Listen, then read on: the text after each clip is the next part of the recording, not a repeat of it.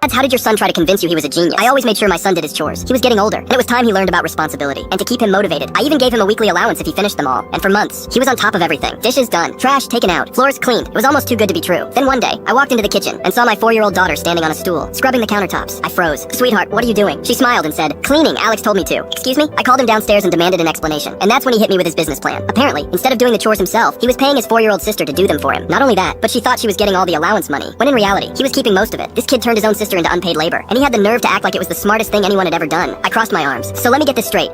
You're outsourcing your chores and underpaying your own sister. He nodded. It's called business. Dad, I took a deep breath and stared at him. This kid was running a whole underground operation in my own house. And the worst part? It was working. I sighed. I couldn't even be mad. I walked over, patted him on the shoulder, and said, yeah, you're gonna be rich one day. Then I turned to his sister and said, you're getting a raise. I've never seen someone panic so fast. His jaw dropped. Wait, what? I smiled. In fact, from now on, I'm paying her directly. He shot up from his chair. No, you can't do that. I shrugged. I don't know. Son, it's just business. He hated me for a week. But hey, at least he learned how harsh business can be.